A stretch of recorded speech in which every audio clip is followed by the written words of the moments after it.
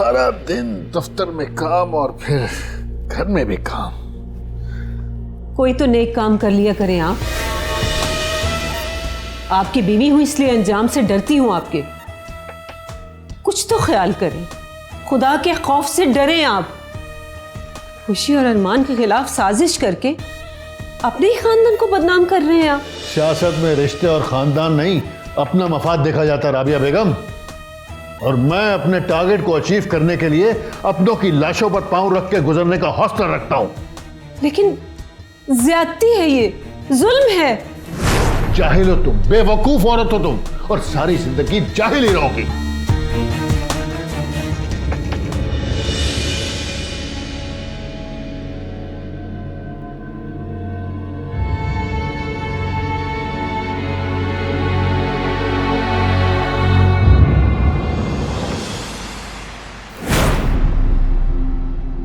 आप लोग इधर खैरियत?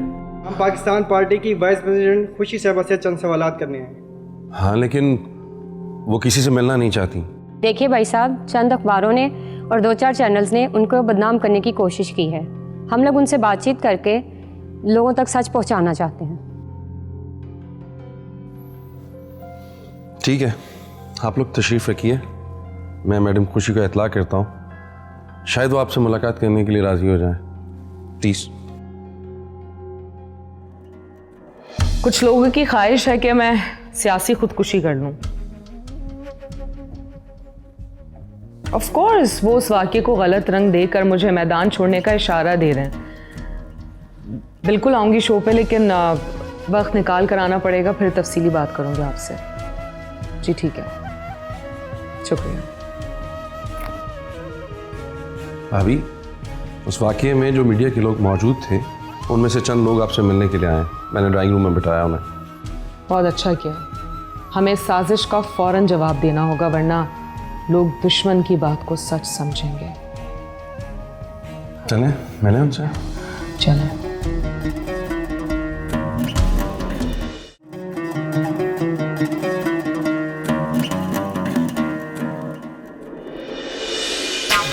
दाग लग जाए तो जाने में वक्त लगता है मोहतरमा खुशी साहिबा।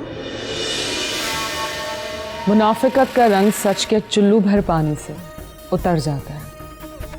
अरे मेरी मानिए तो सियासत छोड़कर अपने बेटे और अपने मियाँ का ख्याल रखिए, उन्हें संभालिए।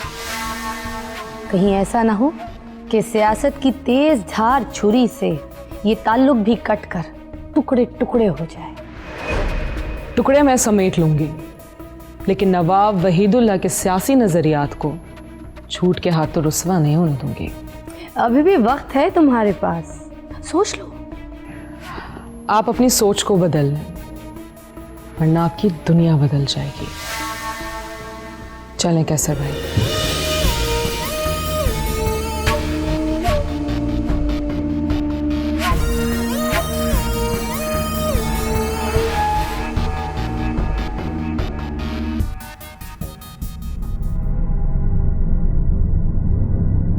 जी फरमाइए। मैडम, चंद अखबारात वाले और 2-4 न्यूज़ चैनल्स वालों ने आपके खिलाफ जहर उगला है। हमारी ख्वाहिश है कि हक़ाइक़ को बेनकाब किया जाए। देखिए, वहाँ पे बहुत सारे फोटोग्राफर्स और कैमरास मौजूद थे। मुझे यकीन है कि किसी कैमरा ने तार से उलझते हुए मेरे पाँव को रिकॉर्ड किया होगा। मैडम, वो शूट मैंने रिकॉर्ड किया था, वो मेरे पास मौजूद है। वेल डन, ये तो बहुत अच्छी बात है। मेरा ख्याल है कि ये सबूत झूठों को झूठा साबित करने के लिए काफ़ी है।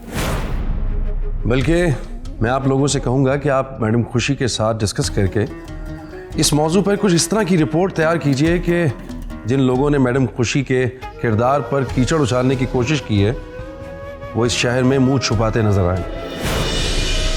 जी मैम, मैं आपसे चंद सवालात पूछूंगा, आप उन सवालात के जवाब दीजिएगा। उसके बाद आप मीडिया पर सच का प्रचार देखिएगा। जी बिल्कुल, पूछिए।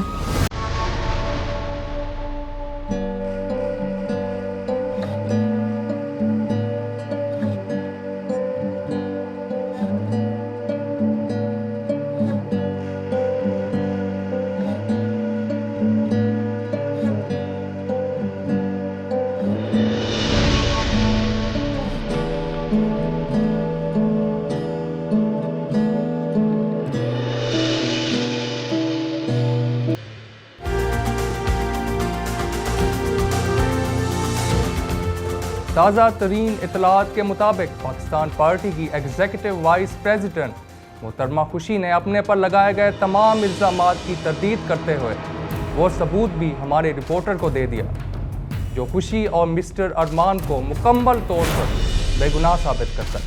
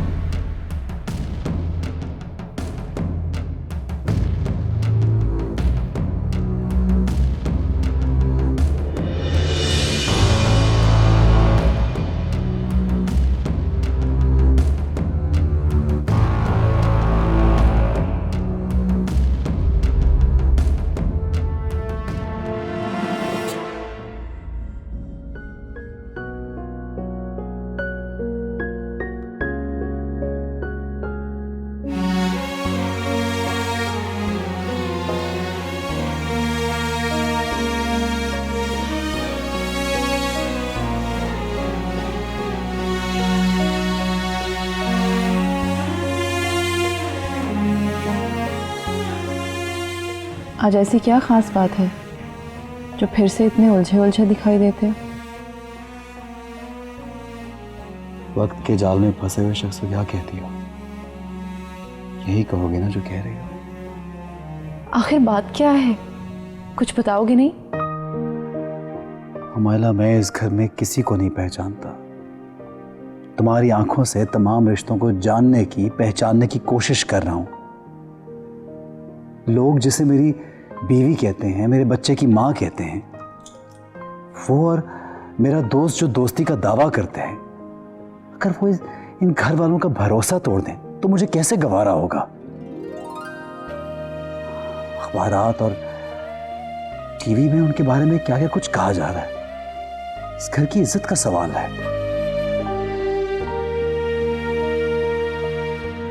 तुम तो किसी रिश्ते और ताल्लुक को मानते ही नहीं। ना खुशी तुम्हारी बीवी और ना अरमान तुम्हारा दोस्त। रही बात खानदान की और उनकी बदनामी की, तो होने दो। तुम्हें इस मामले से क्या गर्ज? ये सब लोग तो तुम्हारे कुछ नहीं लगते। तुम अपने जहन पर जोर मत दो। गलत कह रही हो तुम। बेशक ये मेरे कुछ नहीं लगते, लेकिन मैं इन्हीं रिश्तों के जाल में जकड़ा हुआ हूँ।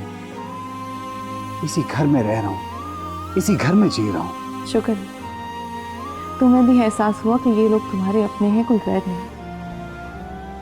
यकीन रखो, खुशी के कदमों में लर्जिश नहीं आ सकती, इसलिए कि उसका किरदार और उसके इरादे बहुत मजबूत हैं। और अपने दोस्त अरमान के लिए बदगुमान होने की ज़रूरत नहीं है। मैं देख रही हूँ, एक वही तो है जो इस घर में सबका हमदर्द, दोस्त है। वो आदमी नहीं, एक अच्छा इंसान है।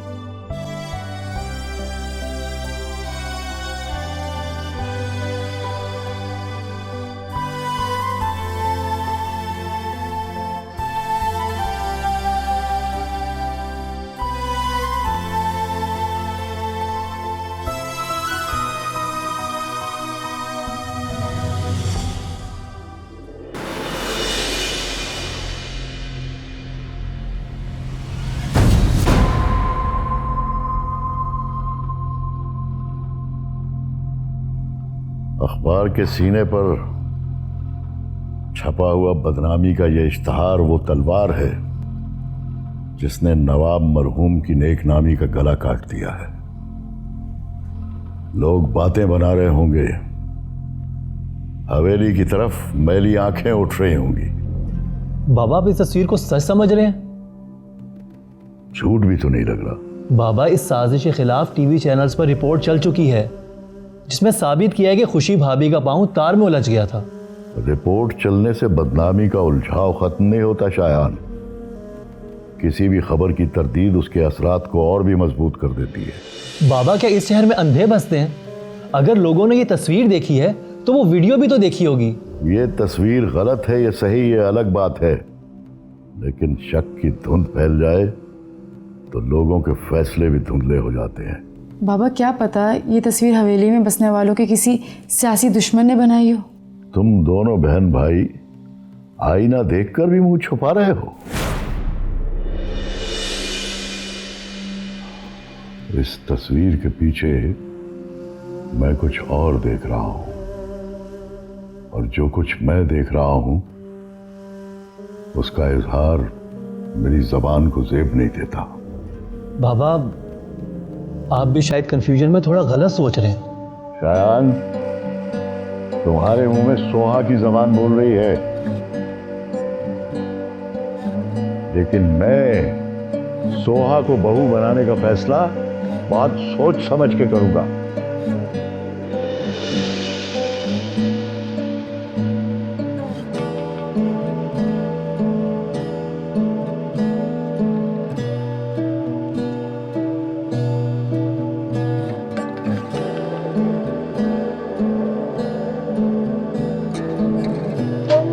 तुम्हारी एग्जीक्यूटिव देवरानी ने चंद घिसे पिटे चैनल से बैठकर अपने पुर्जा पुर्जा किरदार को एक बार फिर जोड़ने की कोशिश की,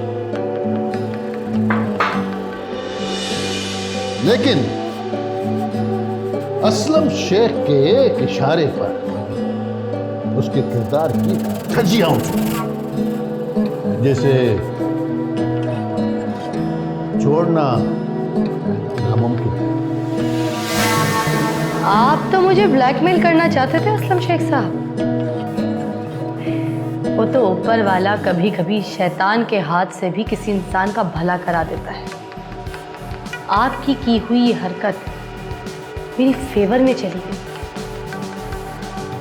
खुशी तो अब पूरी तरह से बर्बाद हो चुकी है। अब पार्टी इलेक्शन होगा और मैं आपकी आंखों के सामने प्रेसिडेंट की कुर्सी पर भी बैठूंगी। ख्याल तो बहुत अच्छा है, पर हम जैसे लोगों की ख्वाहिशें कभी कम नहीं होती। मैं तो आपकी उस ख्वाहिश का एहतराम करना चाहता था, लेकिन आपने मेरी ख्वाहिश को कभी नहीं किया। मेरा मकसद तो हल हो चुका असलम शेख साहब, और आपकी ख्वाहिश इम्पॉसिबल। आप पहले ही बहुत जज्बाती हैं ज़ैनब। जरा ग्राउंड रियलिटी पे आकर सोचिए, आपका कॉम्पिटिटर कोई और भी हो सकता है। नवाब वहीदुल्ला की बड़ी बहू होने के नाते पार्टी का कोई भी मेंबर मेरे आगे खड़े होने की जुर्रत तक नहीं कर सकता। आपकी ये बात दुरुस्त है, लेकिन आपके सामने नवाब वहीदुल्ला का ये भतीजा असलम शेख तो खड़ा हो सकता है। अभी भी वक्त है मोहतरमा। मैंने ऑप्शन का दरवाजा तुम्हारे लिए खुला छोड़ा। उस दरवाजे के अंदर आ जाओ तो सामने वो कुर्सी पड़ी है जो तुम्हारा ख्वाब है, और अगर ना आओ तो अंजाम तो खुद देख लो।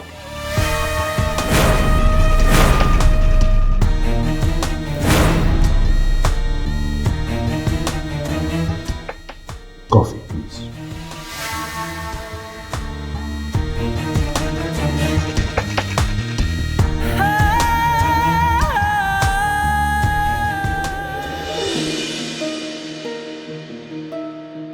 हर कहानी को उसका अंजाम तो मिलता ही है, और मेरी कहानी का अंजाम यह है कि मुझे यह हवेली छोड़कर चले जाना चाहिए। दुनिया तस्वीर का एक रुख देखती है, लेकिन मेरी आंखें तस्वीर का दूसरा रुख भी देख चुकी हैं। मुझे अच्छी तरह याद है, चांद के घर आने से पहले मैं और नवाब साहब तुम्हारी और खुशी की शादी करना चाहते थे, मगर खुशी ने उस वक्त भी चांद की बेवा बनकर रहना कबूल किया। और तुमसे शादी के लिए हाँ नहीं की। चांद की मंगेतर कुरातुलैन को भी तुम्हारी दुल्हन के रूप में देखना उसी का फैसला था। अगर खुशी चाहती तो उस वक्त भी तुम्हारी बीवी बन सकती थी। मुझे यकीन है मेरी बहू और मेरे बेटे का दोस्त चांद से बेवफाई नहीं कर सकते।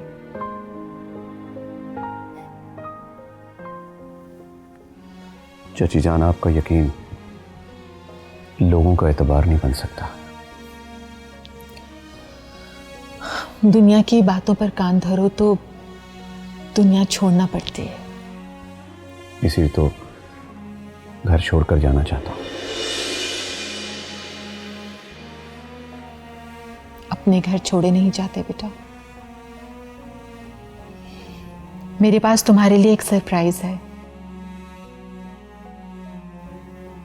नेक्स्ट वीक चांद की बर्थडे है।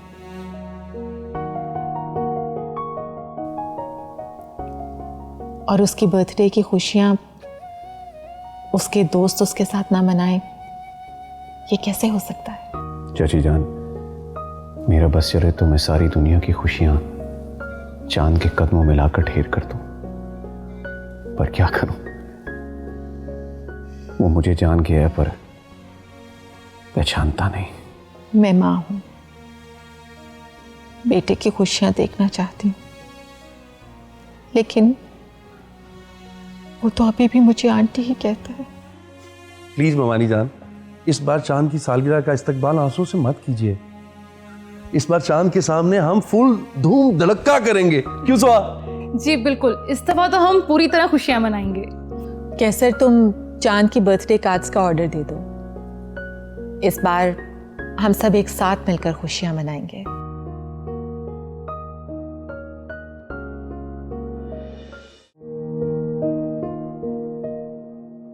खुशी भाभी, आपका नाम तो खुशी है, लेकिन मैंने आपको बहुत कम खुश देखा है। आज तो खुश हो जाएं भाभी जान।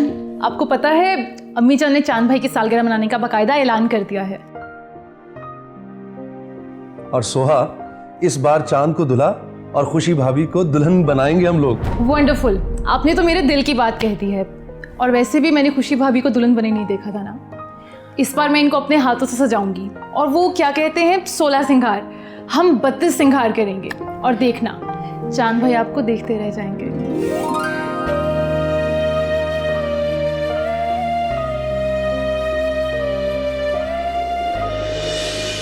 कैसी हो सुहा? एनी, मेरे पास तुम्हारे लिए एक गुड न्यूज़ है।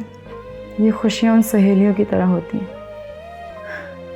जो रूठ जाए तो उन्हें मनाना मुश्किल होता है। प्लीज़ यार, मायूसी की बातें छोड़ो। तुम्हें पता है हम इसी वीकेंड पे चांद भाई की बर्थडे सेलिब्रेट कर रहे हैं।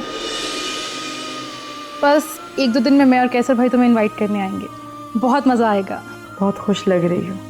हाँ, मुद्दत बाद तो इस घर में खुशी मनाई जा रही है।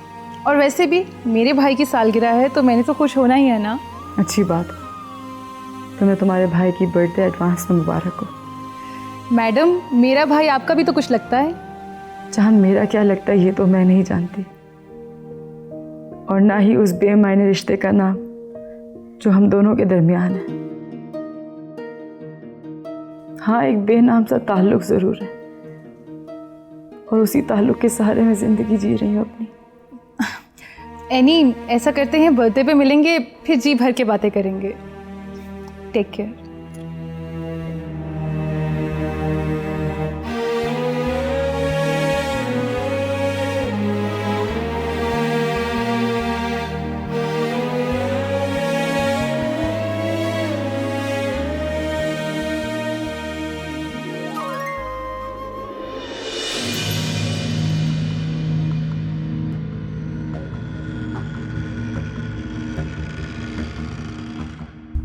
एक तो इस घर में हैरान कुन लोग बसते हैं। हाँ जरूर, तुम भी उन्हीं में से एक हो।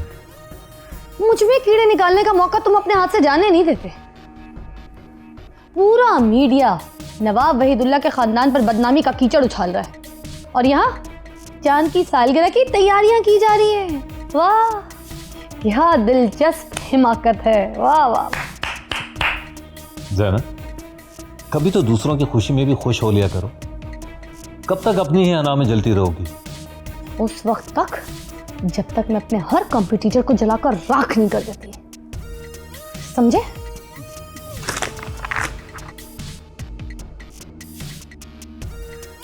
तुम भी ना मुझे बहुत खटकने लगे। नींद आ रही है, अब कुछ ना पूछना मुझसे।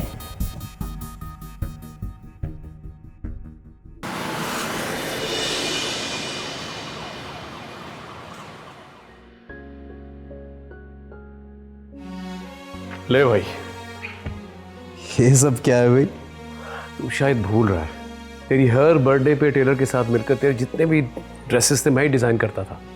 इसे पहनकर तो तू दूल्हा लगेगा। ये नहीं, मैंने खुशी की भी सारे ड्रेसेस डिज़ाइन किए।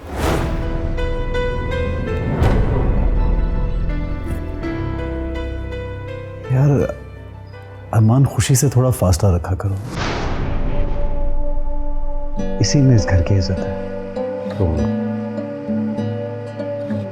मुझ पे शक कर रहे हो?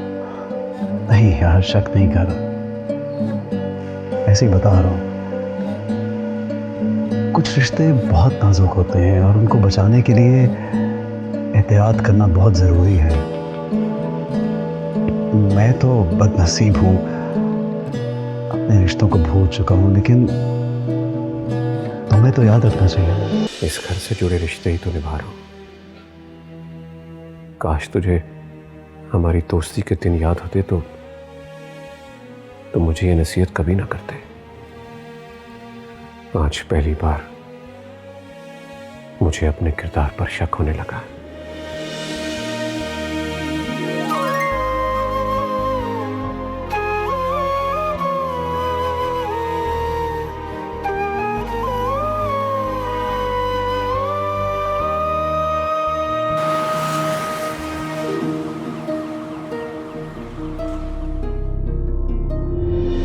अंकल, ये बर्थडे इनविटेशन और ये कुरतुलैन के लिए ममानी जान ने जोड़ा भिजवाया। इनविटेशन दे जाओ और ये जोड़ा वापस ले जाओ।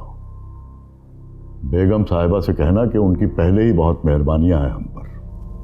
अंकल, ममानी जान को बहुत देर बाद मैंने मुस्कुराते हुए देखा। अब ये जोड़ा वापस मत भेजिए, इस तरह उनका दिल टूट जाएगा। अंकल, कुछ नहीं होगा, कुछ भी नहीं होगा। अंकल, आप नाराज हैं? तुम खुद सोचो कैसर, चांद लौटा तो नवाब साहब की मौत ने हमारी खुशियों को सफे मातम में बदल दिया। कुरतुलैन ने शादी से इनकार कर दिया। बेटी की रुखसती एक ख्वाब बन गया मेरे लिए।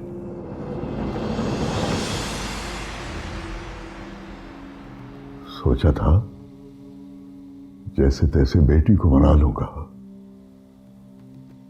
लेकिन अरमान और खुशी की तस्वीर ने मेरे इरादों को फना कर दिया।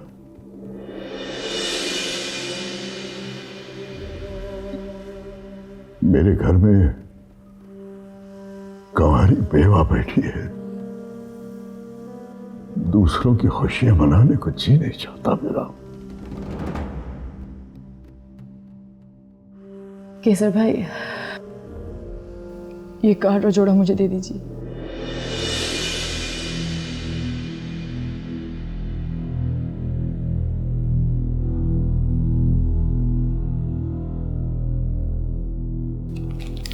आंटी और सोहा को बता दीजिएगा कि मैं उनका दिया हुआ जोड़ा बर्थडे में पहनकर जरूर आऊंगी।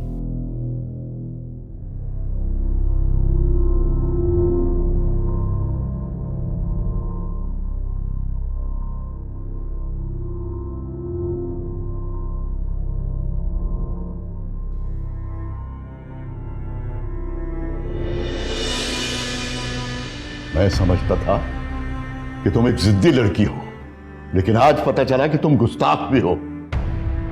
ये जोड़ा नहीं है, कफन है जो उस घर से आया है। इस कफन को पहनकर तुम अपने अरमानों की कब्र में उतर जाना चाहती हो, मुझे ये बताओ, उस घर से तुम्हारा रिश्ता क्या है? अब क्या रिश्ता रह गया उस घर से तुम्हारा?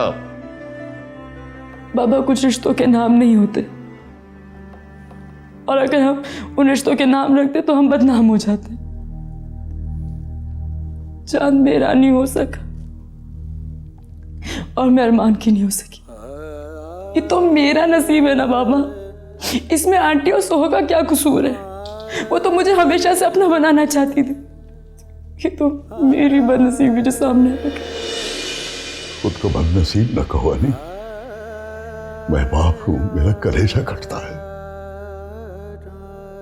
याद करो, बचपन से लेकर आज तक मैंने तुम्हारी हर ख्वाहिश को पूरा किया, हर जिद को माना। इस दुनिया के बाजार से तुम्हारी पसंद का महंगे से महंगा खिलौना खरीद के दिया तुम। काश चांद भी कोई खिलौना होता। मैं अपनी सारी दौलत के बदले उसे खरीद के तुम्हारी अलमारी में सजा देता, लेकिन क्या करूं, बदनसीब तुम नहीं हो यानी, बदनसीब मैं हूं जिसकी बेटी दुखी है। बाबा प्लीज एक बार जाने दीजिए वहां पर। यूं समझे कि उन सबसे आखिरी बार मिलना चाहती हूं मैं आपसे वादा करती हूँ कि उसके बाद वहां से कोई भी मुझे बुलाएगा मैं वहां नहीं जाऊंगी।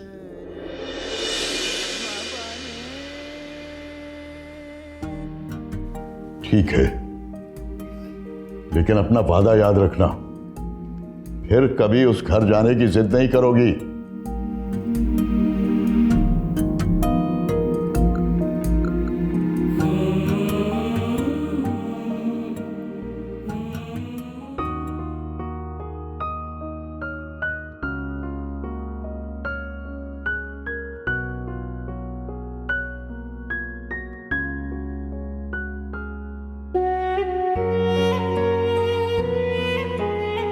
लेडीज एंड जेंटलमैन, मेरी तरफ से और आप सबकी तरफ से मेरी प्यारी ममानी जान और चांद की अम्मी जान को मुबारकबाद पेश करते हैं, चांद के आने की खुशी में और उसकी बर्थडे की खुशी में।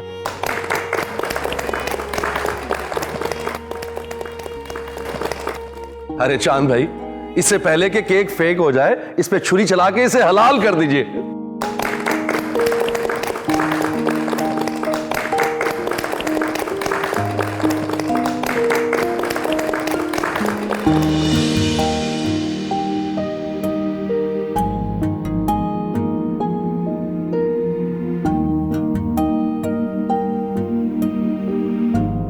Happy birthday to you.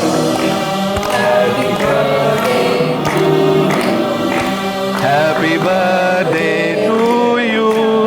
Happy birthday, dear John. Happy birthday to you. Happy birthday to you. Happy birthday to you. Happy birthday, dear John. Happy birthday to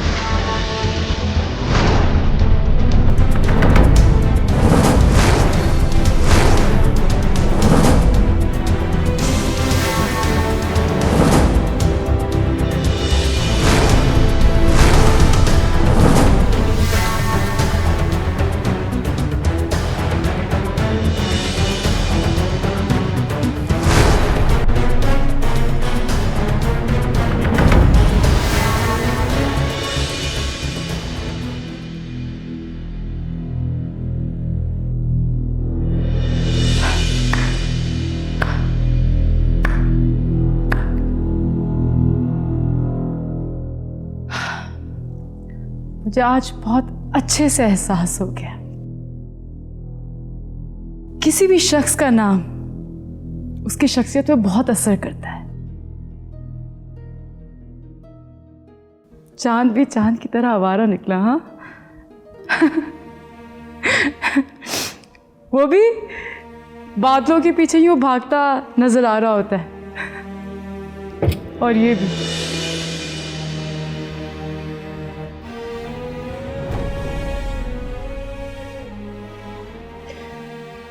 हर खिड़की से चांद नजर आता है, फिर हर कोई ये क्यों समझ बैठता है कि ये चांद मेरा है।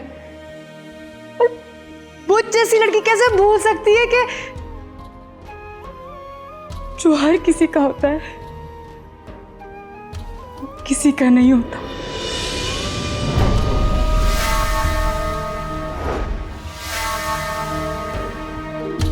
मुझसे मंगनी, खुशी से शादी, और अब हुमायूं को अपनी महबूबा बना के इस हवेली में ये लाने वाला चांद को अपना समझकर पूरी जिंदगी मोहब्बत करती रही।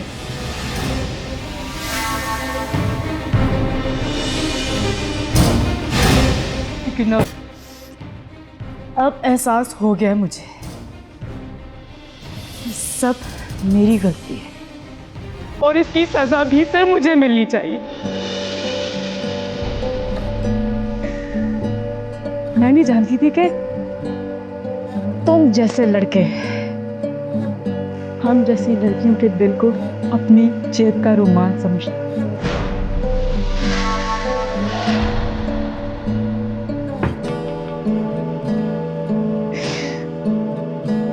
मैं अपने बाबा से वादा करके यहाँ आखिरी बार आई थी और आप सबसे वादा करती हूँ कि अब कभी नहीं आऊंगी।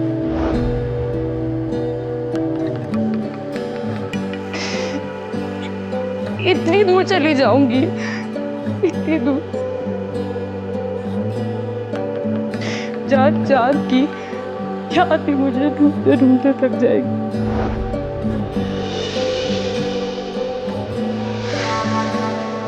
सच्चे दिल से प्यार किया था तुमसे जान, तुम्हारी बेवफाई से वफा की थी मैंने। कुरैतुलैन, मत भूलो कि तुम्हारे साथ तुम्हारे अपने भी हैं। अब चुप भी हो जाओ। अब आप लोग को मेरे बोलने पर कभी गिला नहीं होगा।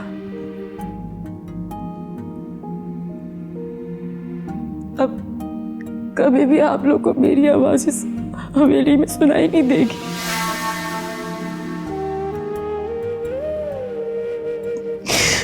कुछ रिश्तों की उम्र बहुत कम होती है। मैं भी समझूंगी कि मेरा और चाहत का रिश्ता कम उम्र में खत्म हो गया।